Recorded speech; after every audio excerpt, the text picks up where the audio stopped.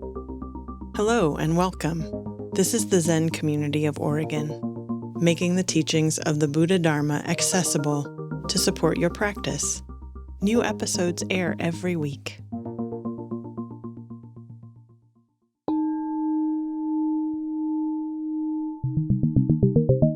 Good afternoon.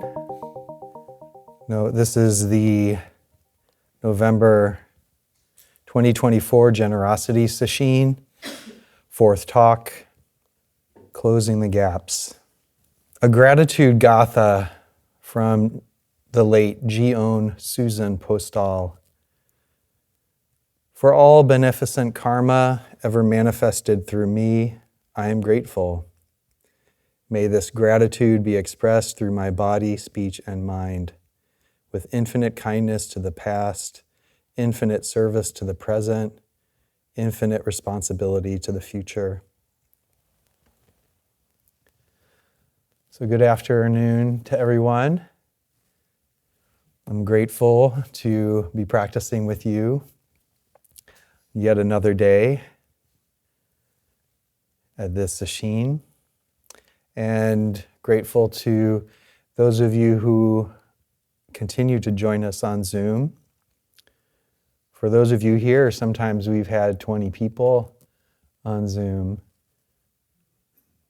up to 20 people. There are people who join us right from the beginning and stay, and some who are right at the end.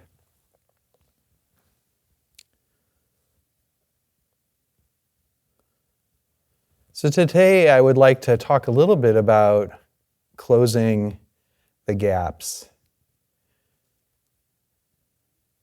what appear to be gaps.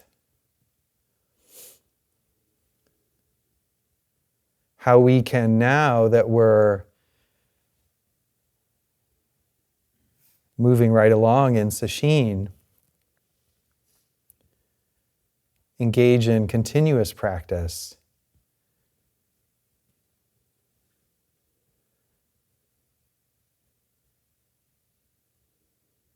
So when we begin, we have our method, we have the schedule, we have the liturgy, the chanting that we do, and we have the mutual support, practicing in the community.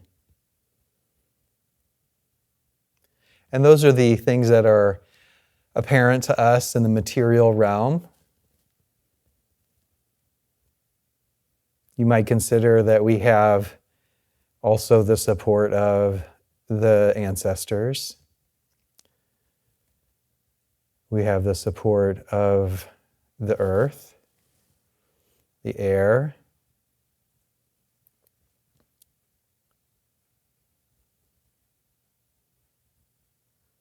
So we have the conditions that allow us to begin to pay attention, to become present, to be with our experience, to step out of the ordinary and really attend to the ordinary.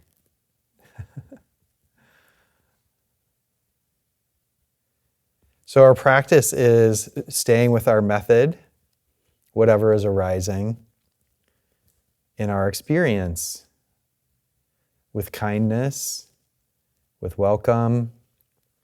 This attitude of kindness towards our experience is vital. There's a way to approach our meditation practice with a kind of subtle aggression.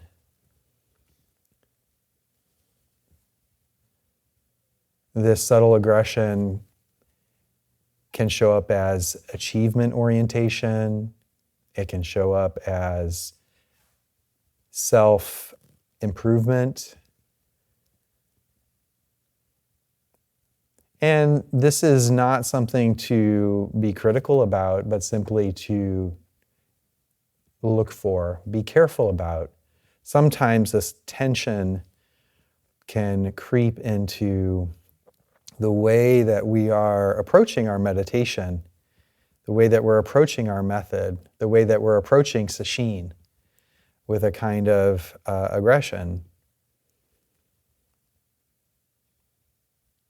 And so having the attitude, having the practice of loving kindness, the stance of welcoming whatever comes, whatever arises belongs. It gets to be here. That's the kindness part. That's the welcoming part.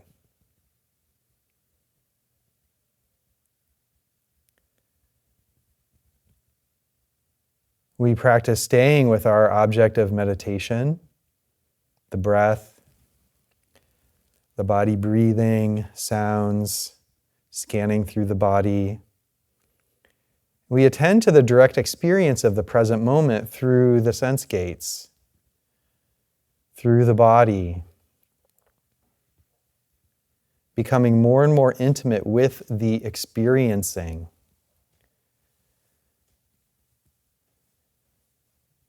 It's all verbs. It's all verbs. Becoming intimate with the experiencing that's happening. The experiencing that's experiencing.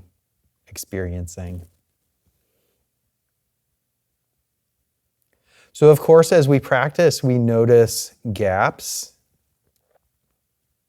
We notice how the mind doesn't stay. It gets hooked by all kinds of distractions, scattered by reactivity, scattered by planning, the planning mind.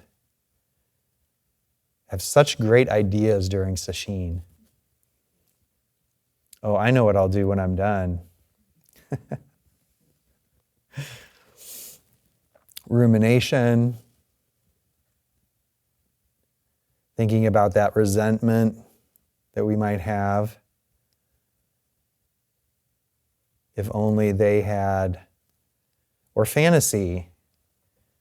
If only they had, and this is what I would have done, and then I would have said. Reactivity, judgment of good and bad, distractions, songs in our heads. I have to be very careful, like 3 days before Sesshin, it's all got to be shut down.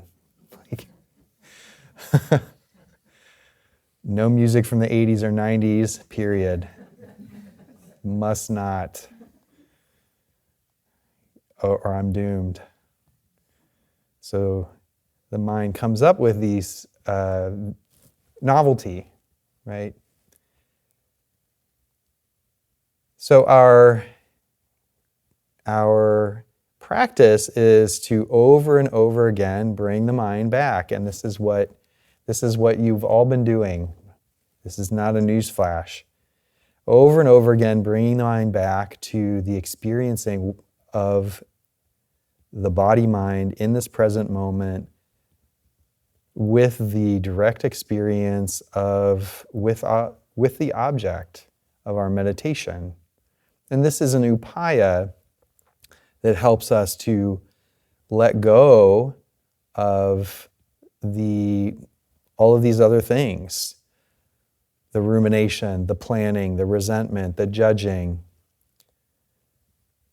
Over and over again, bringing the mind back without discouragement, without judgment. Not so easy.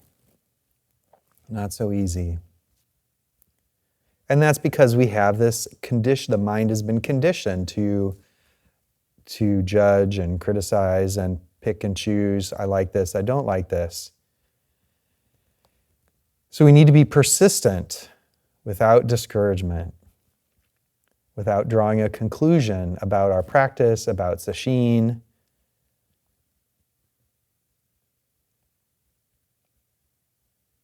You know, this one, maybe the next one will be better.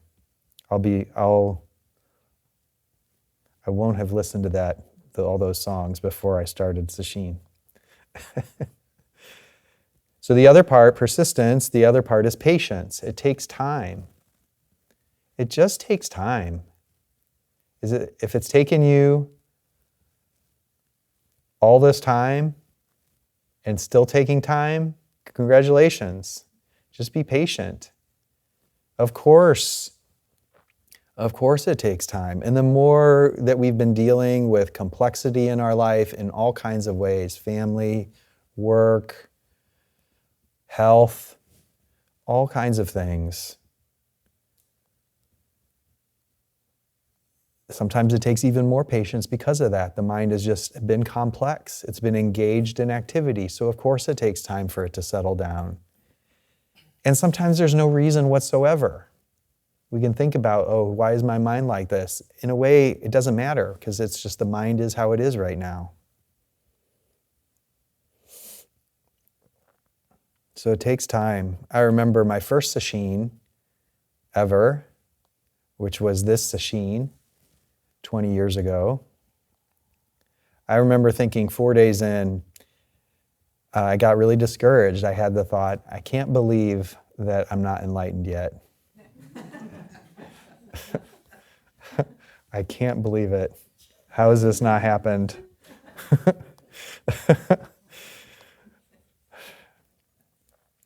Yes. So there was a second part of that, I can't believe I'm not enlightened yet. And that was the thought that happened after that was the real suffering, which is I'm failing. I'm not doing it right. I don't get this. I'm doing it wrong. So that's the voice of inner critic plus perfectionist.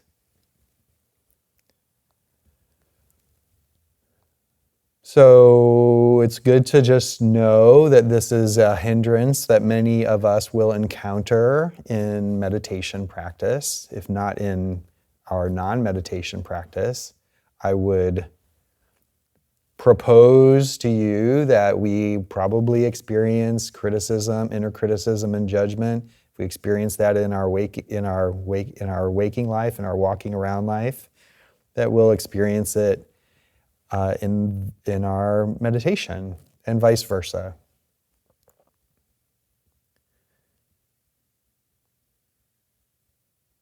The perfectionist and the inner critic, these are, we could call them voices. For some of us, they show up as a voice. It says words. It may sound like someone that we know.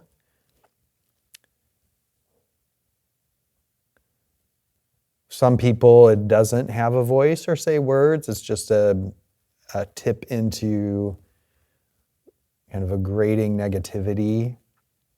More than just kind of like, but really kind of more throbbing or piercing that something's really wrong.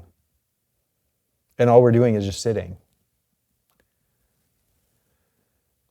So it's helpful to this might be a way to think about this, to think about these habits of mind, the thoughts that for you may be particular to you, but it's a pretty common mental phenomenon. So the perfectionist sets some kind of standard, usually very high, perfect. That's how it's the perfectionist. Sets up the perfect sesshin, the perfect meditation, the perfect practice, the perfect following of the breath.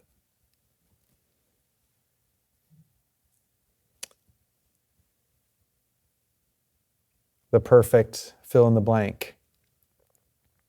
The perfect bow, the perfect bite tasting.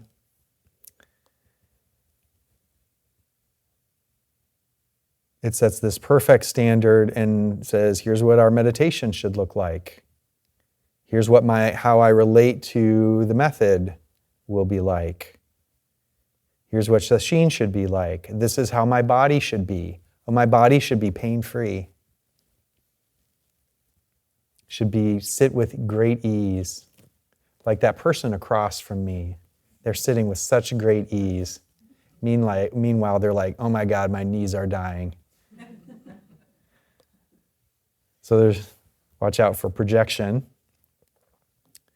So it has this idea about how our mind ought to be, how our body ought to be, how our sesshin ought to be, how others ought to be. So it sets the standard, and then the inner critic is the one who says, here's how you've fallen short. Here's how we've fallen short. And then tries to draw some conclusion about that. And may get other aspects of our body, heart, mind to kind of weigh in. Here, let's tinker with this. Let's problem solve. Let's fix Bansho. So this is a way that a gap is created. A gap, the perfectionist, by setting this standard that is not about being in the present moment, it's about some other experience, creates a gap that separates us. A perceived standard and what the mind thinks is happening. And so it comes to some conclusion about that. Oh, I'm doing it wrong. So just know that this is a habit this is an aspect of mind that can come. With the inner critic, we can work with it with loving kindness or metta.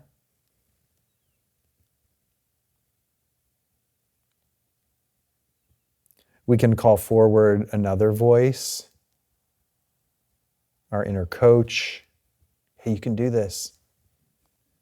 The inner mentor, a wise voice, an ancestor voice. What would wise mind say?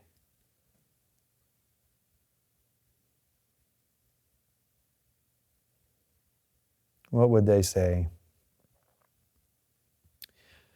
Usually criticize us about something that's important to us, like our spiritual practice, and it's fueled by fear and separation. So again, this practice of welcoming whatever arises, that's loving kindness. Because loving kindness is unconditional friendship, unconditional love, unconditional positive regard. So by practicing welcome as much as we can, this belongs. This is what is being given to me now. Welcoming it. It's a way to sap the power of the critic. At least turn towards something else.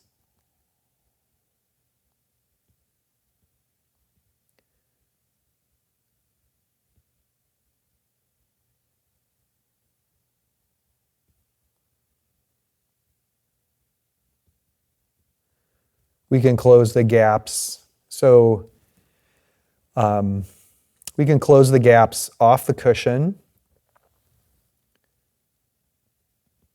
So we can have a mistaken notion that we are doing seated meditation and everything else is kind of seated meditation is the practice part and everything else is kind of adornment.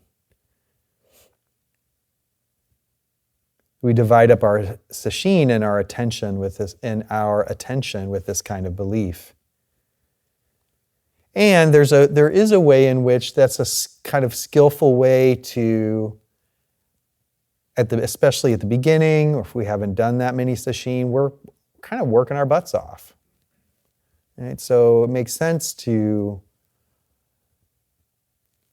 the mind to take a break.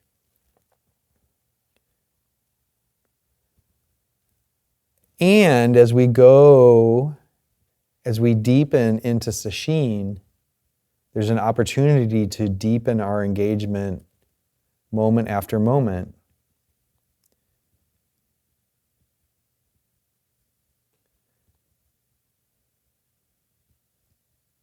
One of the beautiful things about the Soto school of Zen is the emphasis on practicing in the ordinary.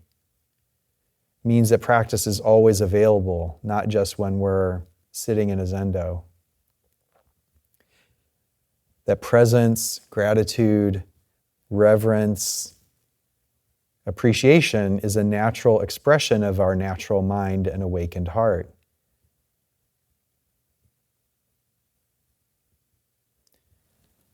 And so, for those of us who don't live in a place with a zendo, this is a way that we can practice other ways to practice when we're not in a monastery, or not in a zendo, or not on the cushion.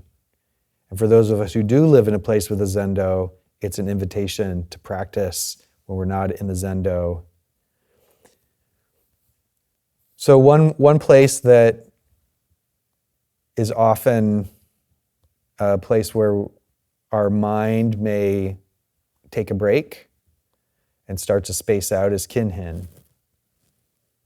I know I'll start to think about things during kinhin and really need an anchor, especially in longer kinhin like we're doing now. It's very natural when the body goes into motion. It's easy to get into our mental habits. So if your mind is relatively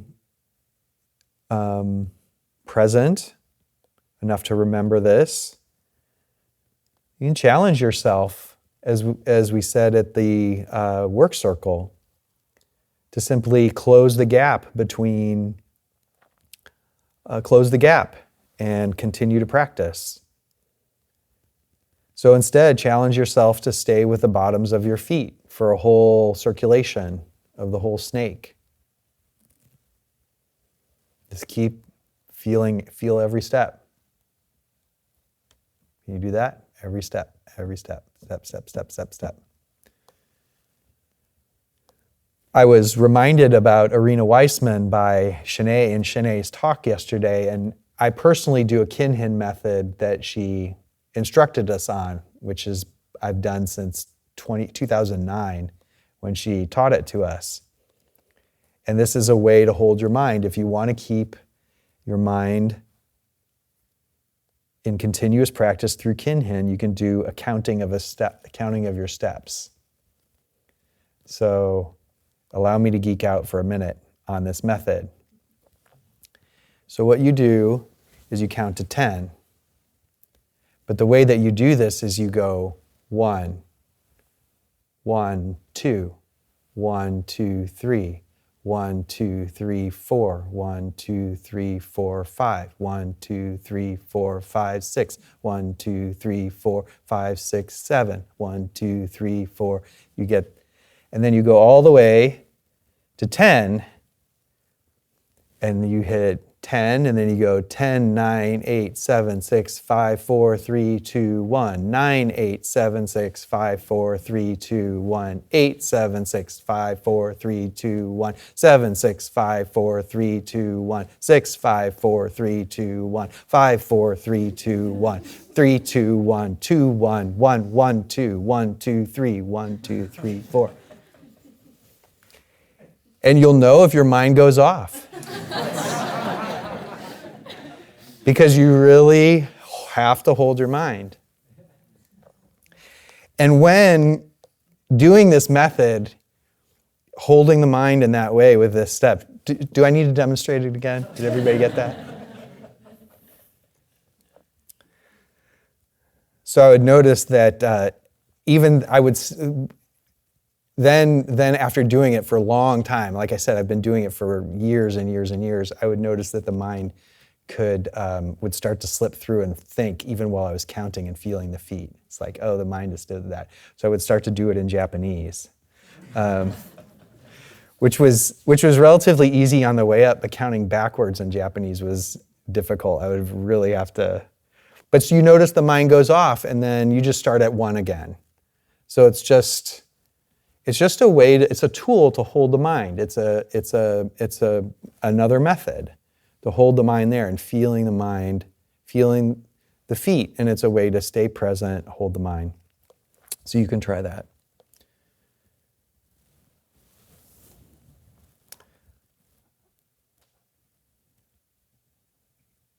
So this is,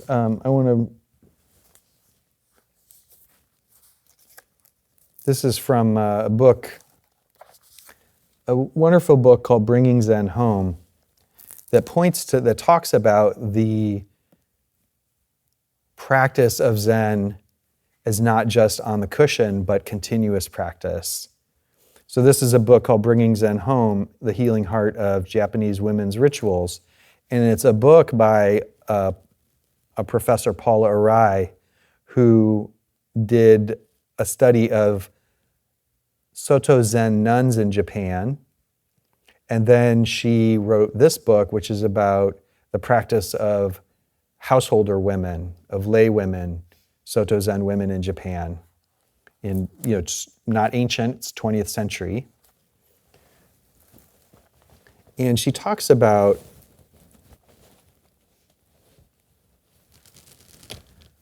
a spirit in which we can bring this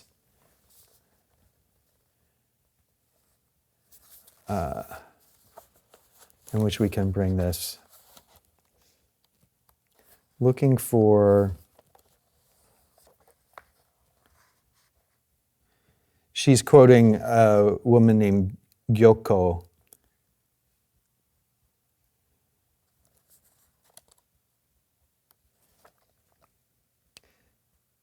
She says,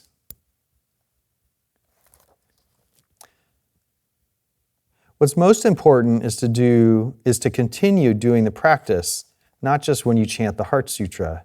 Do it when you can. Things change. It's the quiet time that the Buddha teaches, the cracks between all the things that to do, cooking, childcare, work, and so on. At those times, say what you're grateful for. You can just say, thank you for today. To be grateful is the important thing. You need the quiet time to sit for things to happen. So of course we're doing our sitting, and we're looking for, as she said, the cracks between the things that we're doing, that we can bring this, bring ourselves. So standing in line for dinner, waiting for the bell to ring, drop into the body, drop into the heart. That's when we can say, what is being given right now? When we're engaged in tasks with complexity, as we said at the work circle, then take a pause, and then that's a skillful time to create a gap, to take that pause and bring in gratitude.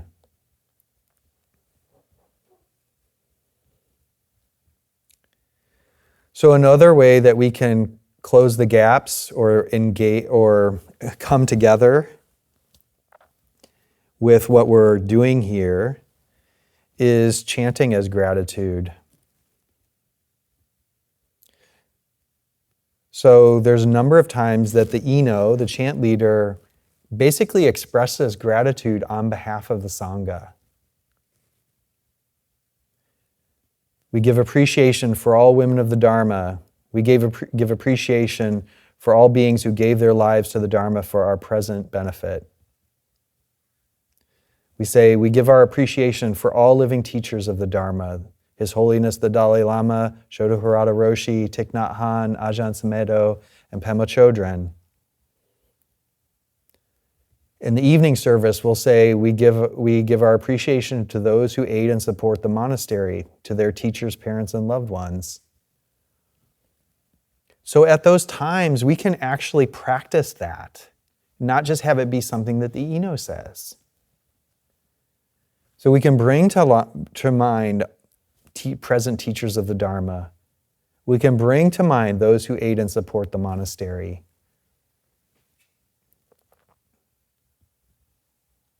And if you think you don't know anyone who aids and supports the monastery, just look around. You're one of them, just by you being here.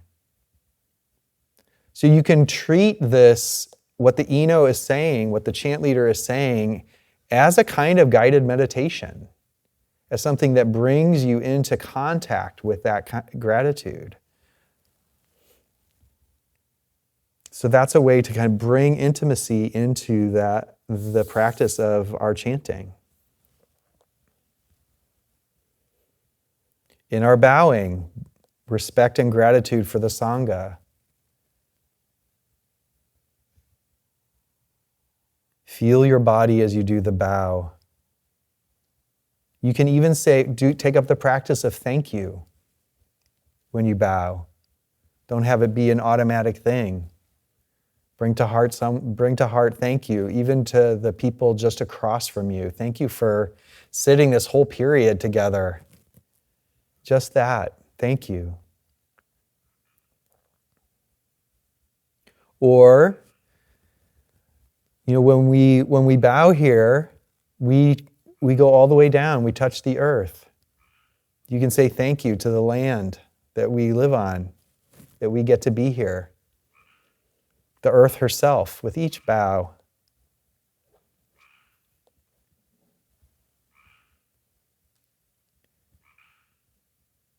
Another way we can practice in this way is how we treat sentient and insentient beings. So we say during the meal chant, we reflect on the effort that brought us this food and consider how it comes to us. We reflect on the effort that brought us this food and consider how it comes to us. So again, just like with the chant leader, we say this chant, can we bring forward that sense of gratitude? And we can even, if you have an imaginative mind, you can imagine the cooks in there. I mean, if you want to see who they are, their names are called at the work circle. You can hear them clanging away all work period. But it's not just that. We can consider how it comes to us. So that allows us to deeply consider the karma of the food that we're about to eat, all the beings that were involved in it coming to us. The people who did the shopping, the people who put it on the shelves, the truck drivers who trucked it, the farm workers who picked it. All those beings are there, present with the food.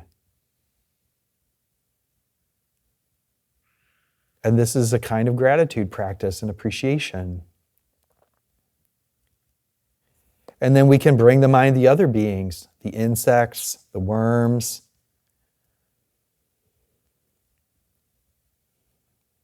How about the insentient? Sunshine, rain, soil, all in the food.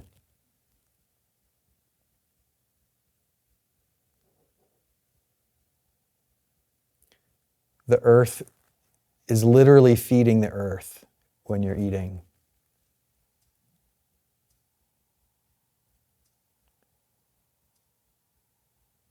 How about apparently dead things? Gratitude for the bowls. This is one of the reasons why we hold up our bowls. One, because it's the Buddha's bowl. The Buddha being you.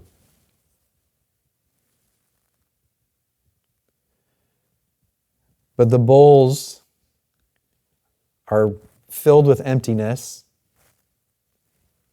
They will receive, there's so much teaching that our bowls can give us.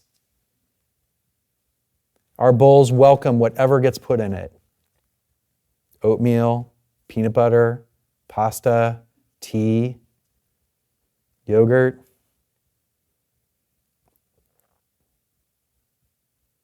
Those bowls would hold anything you put in it. Vomit, piss, urine, poop, totally receptive.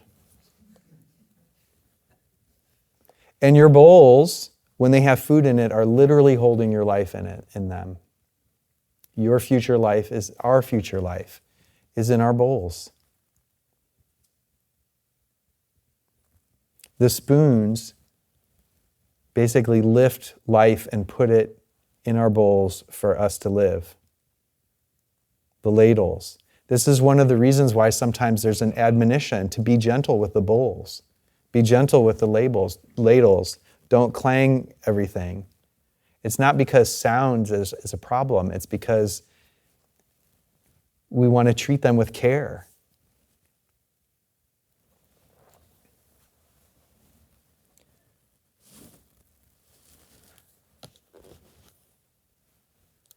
So we can treat things with reverence. Wiping the table as thank you. Thank you for holding my bowls.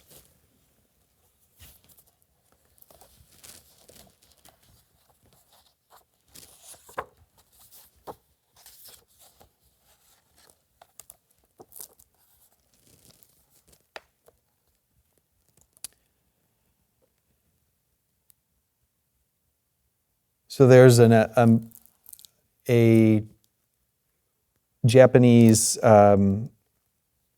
teacher, her name is Shundo Aoyama, and a lot of the women profiled in this book are practice with her.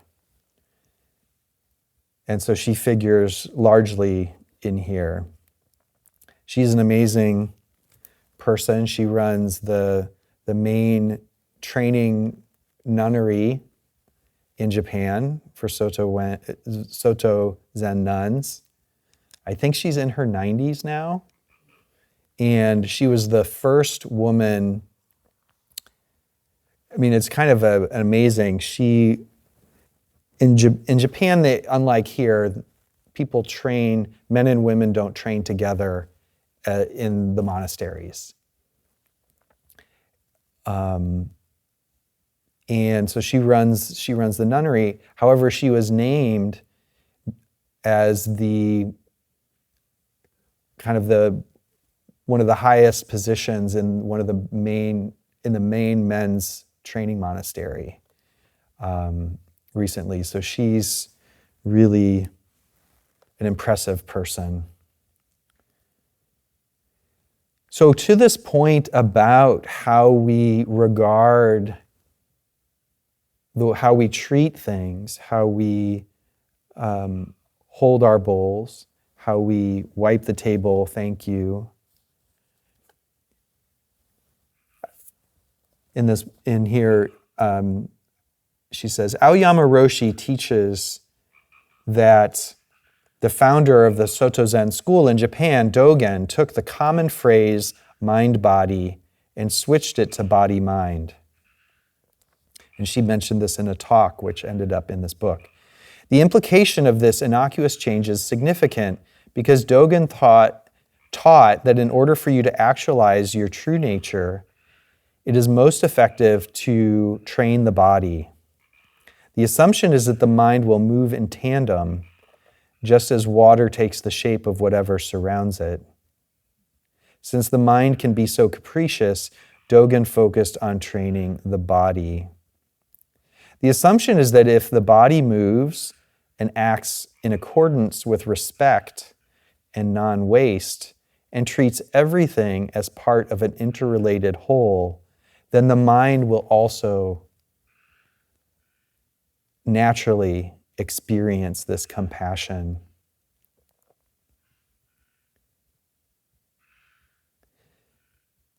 You can think all kinds of wonderful thoughts, but if your body does not act accordingly, then your true nature is not manifested.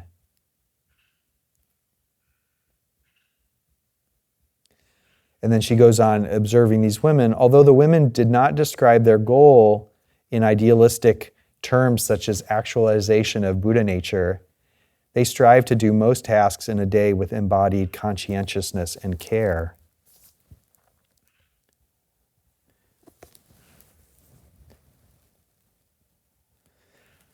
So the way that we hold the body trains the mind.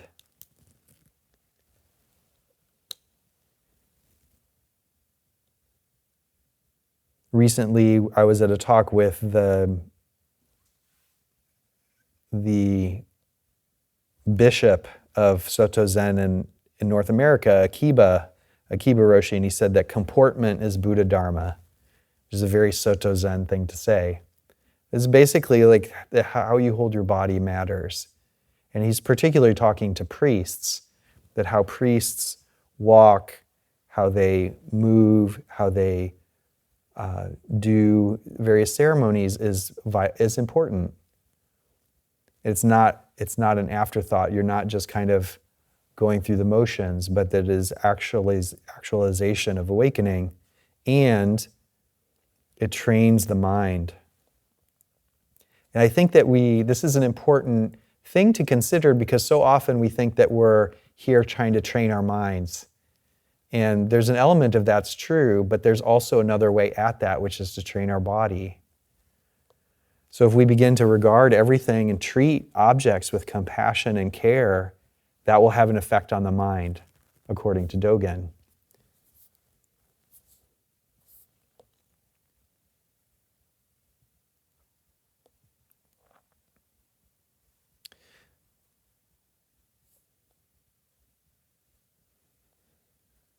So the last place I want to talk about gaps is gaps where there actually are none. And in a way, there actually are no gaps. But more and more the mind stays with the method, we're able to see how the mind operates and how the mind is the source of our uneasiness, our sense of insecurity, our untrained mind, our reactivity, our habitual discriminating between liking and disliking.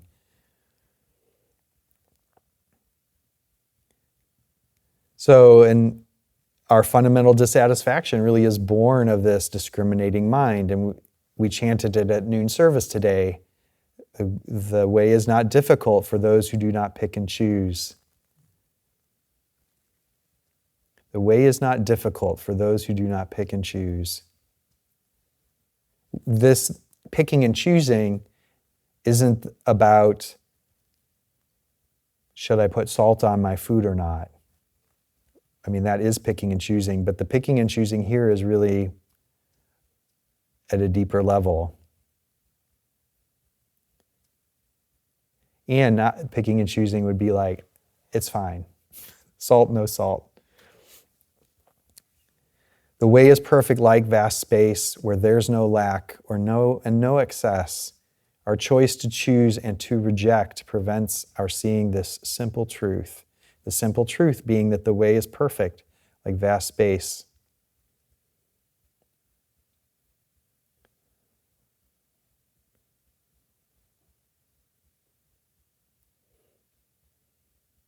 And we notice the ways in which we fight our experience.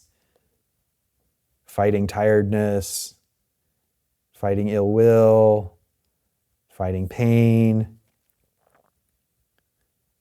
Attempts to stop activity will fill you with activity. So remaining in duality, you'll never know of unity. This is why, again, the practice that I keep saying is loving kindness, but which is Zazen, is the welcome. Welcome, welcome.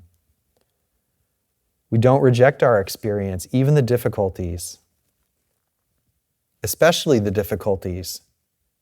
If we're willing to stay with experience, become ever more intimate with it, we can see that the ordinary way that we distinguish and divide begins to break down, begins to dissolve.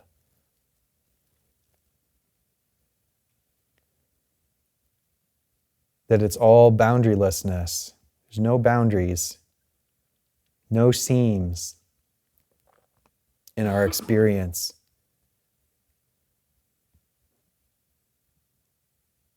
It's emptiness. It's spacious, intimate. As the barriers between we're able to be intimate with our direct experience, the seams dissolve, breathing sound, hearing color.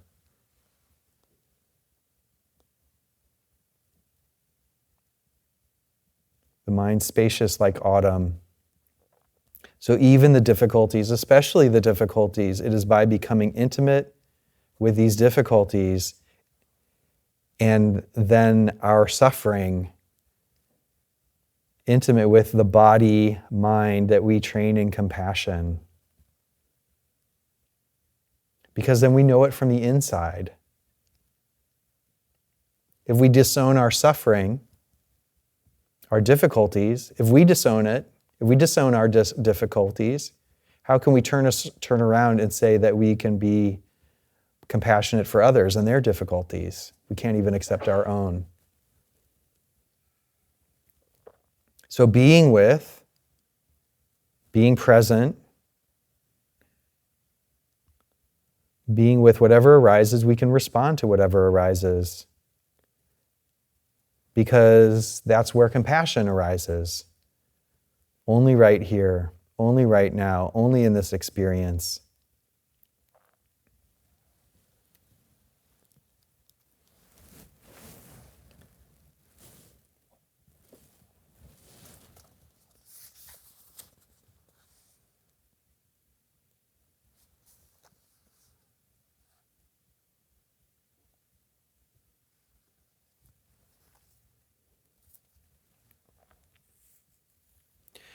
So this is, I'll close with this, which is from Tori Zenji, who we chant in the evening, we chant his Bodhisattva vow.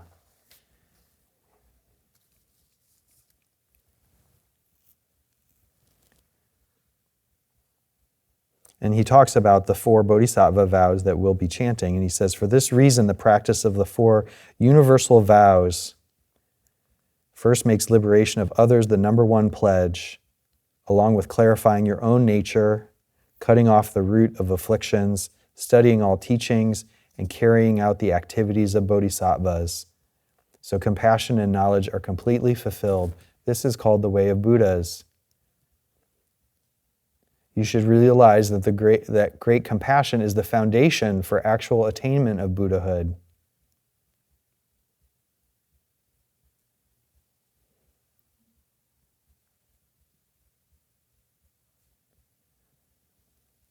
But one of the foundations of this compassion, he goes on later to say, he says, furthermore, all living beings are your parents and siblings over lifetimes and generations, to whom your gratitude and love ought to be as toward your present parents and siblings. Considering this, you certainly must develop an attitude of great compassion. And we talked yesterday, or in the previous talk that I gave, about how basically every human being is related.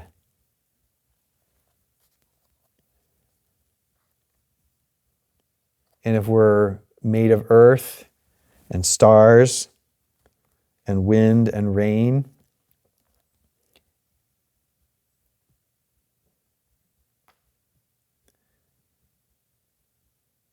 then all living beings are your parents over lifetimes and generations.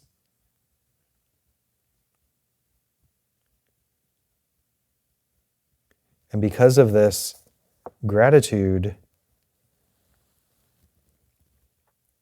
compassion and vows arises.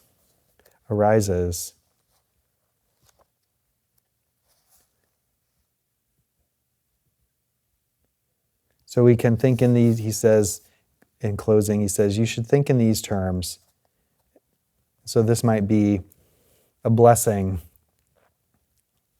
May all living beings gain access to the knowledge and vision of Buddhas. May all living beings be cleared of obstructions caused by past actions. May all living beings attain acceptance of truth. May all living beings concentrate intensely on the path. May all living beings actually experience samadhi. May all living beings' knowledge and insight be clear. May all living beings master expedience. May all living beings' vows of compassion be universal. May all living beings' spiritual powers be uninhibited. And may all living beings be ultimately fulfilled. May it be so.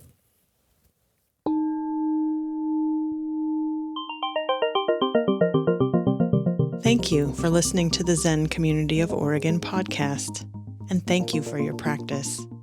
New episodes air every week. Please consider making a donation at zendust.org. Your support supports us.